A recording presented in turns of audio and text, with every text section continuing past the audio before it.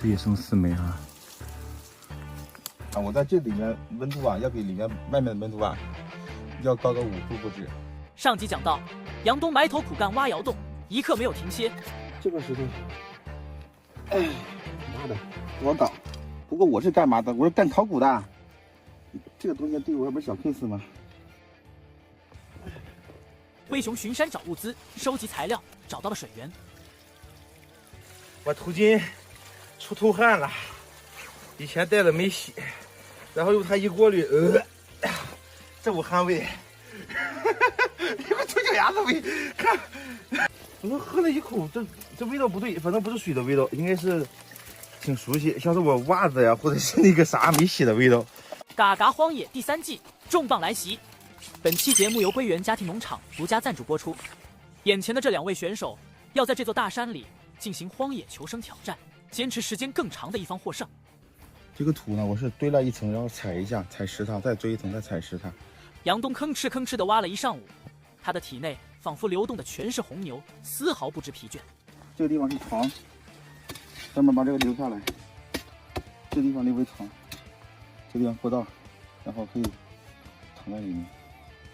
现在担心下雨嘛，如果一下雨的话，在这野外，衣服一湿肯定是待不长的。所以说，第一首要做，避免雨，是吧？会淋湿。另一边，灰熊担心的问题和杨东恰恰相反。我的庇护所首先我考虑的是要保暖，暖和就行。然后其次再考虑去防水的原因，因为看天气应该今天没雨了吧？这2天。灰熊简单的喝了一口水，沉思了许久，竟然做出了一个违背祖宗的决定。我要换地方。中午再休息了一会儿，一阵风从这边吹过来，太冷了。如果太小了它不舒服，太大了的话保暖做不好，风一吹特别凉。所以我决定要换个地方，放到墙跟前，搭个那种人字形的斜坡。灰熊的这一波翻车猝不及防，他1个上午的努力都白费了。服了我自己了，刚开始只想着在这里比较舒服一点，但是我没想到会这么冷。保暖大于一切呀！另一边，杨东的窑洞庇护所已经初见雏形了。我现在刚才试了一下，我在这里面温度啊，要比里面外面的温度啊，要高个5度不止。它就是一点风都没有，你知道吗？这地方一坐，它就是风过不来。这里很暖和，真的。一整天的时间，杨东哪里都没去，手脚并用，叮咣就是一顿挖。一般人真的很难有这个耐力和毅力。杨东为了长远考虑，选择了工程量很大的窑洞庇护所，既能保暖又可以防雨。唯一的风险就是塌方，杨东会不会因此而翻车呢？我是做这个圆拱形嘛，圆拱形是很难塌方的。然后后期呢，我会选择拿那个竹子啊，或拿别的支撑一下，它不会塌方的。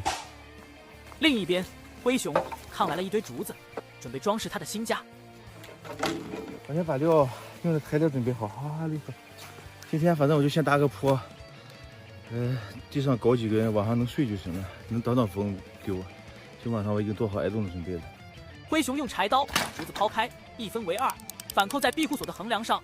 灰熊搭建的是一个标准的人字形庇护所，优点是背靠挡风墙，保温性能好，同时可以节约材料，节省体力。缺点就是采光性差，空间小。因为通过你们直播时间我来推测的话，现在应该得3点多了。3点多，山里面5点多就黑天了，所以我现在要找点火龙，找点柴，找点吃的。这也剩4枚啊！来吧，小可爱。灰熊在山腰边缘的灌木丛里发现了9月黄，叮咣就是一顿摇，一颗金黄的果实应声落下。小刀划屁股。灰熊的这一波操作真是小刀划了屁股，开了眼了。最起码现在我有吃的了，火龙我也找到了，干的火龙，好干的。现在天色已经暗下来了，灰熊的庇护所虽然家徒一壁，但也不乏温馨。另一边的杨东挖了一整天，也仅仅是个绿皮硬做的标准。2位选手累了一天，这将注定是个难熬的夜晚。你们更看好谁？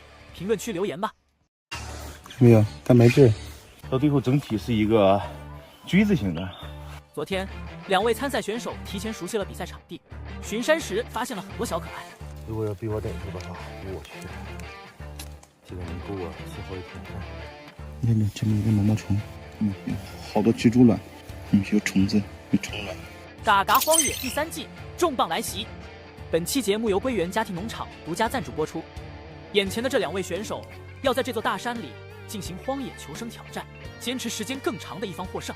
比赛第1天多云，11到20度。开赛前，2位选手要相互摸，确保对方没有带违禁物品参赛。我是把保暖拿进来的，因为我怕在路上走的时候，因为我们要先上山嘛，出了汗，它湿透了以后就不保暖了，所以我就带上来。咋了？瞧不上我的帽子啊？选手们的开局4件套包括锯子、柴刀、打火石和冰工铲。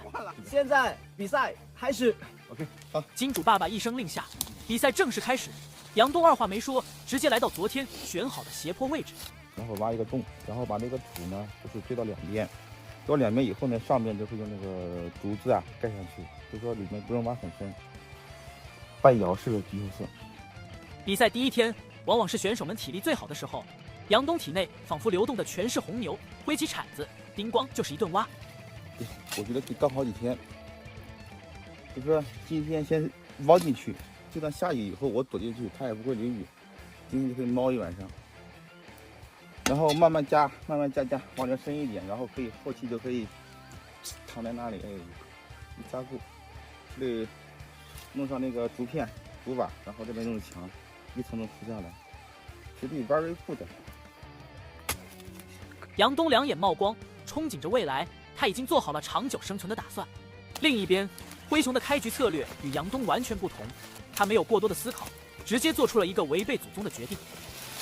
我不着急搭庇护所，是因为我要先找一下我的物资，藤条、树枝，然后一些可能转一下周边有没有吃的喝的，然后便于开局以后的发展。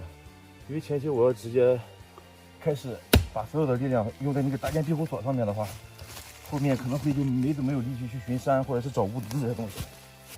先找一下吧，尽量能找到枯木就用木头，找不到的话就只能用竹子。但是现在我要先收集一些这些藤条。树藤细长，共生缠绕在乔木树干上，坚韧、可塑性强，是野外非常好的绳子。灰熊收集了很多藤条，接着又找到了一片竹林，随即掏出了他那18公分的大锯子，吓得竹子瑟瑟发抖。灰熊一顿操作猛如虎，这一趟巡山下来，收集了不少的物资。这3根竹子主要框架，我要依靠这一片做个那个三角形的那个单坡。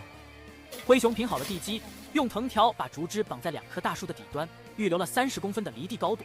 另一头，灰熊先用竹条比划一下一个人身高度，再将2个竹签钉进树干，起到固定的作用，最后再用藤条绑定，防止脱落。就这样一顿操作猛如虎，一个简易庇护所的框架就算是搭建完成了。类似于金字塔，用树当主梁。这一面这么多，主要原因是因为我要多出来一块，用来存放我的柴火，做一些烟熏食物，然后这边可能会作为那个做个卫生间出来，然后呢那边还会往那边走，到最后整体是一个锥字形的。另一边，杨东还在刻夜的挖窑洞，似乎是老天的眷顾，杨东足不出户就挖到宝贝了。杨东叮咣就是一顿掏，一只蠕动的小可爱就这样被杨东收入囊中。没有，它没劲。另一边，灰熊一边搭建庇护所，一边巡山收集材料，发现了一处水源。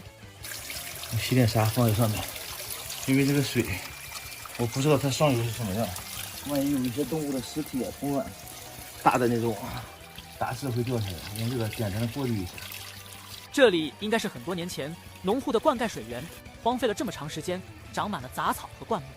现在比赛序幕已经拉开，大家认为他们能在这样的环境中生存多久？你们更看好谁？评论区留言吧。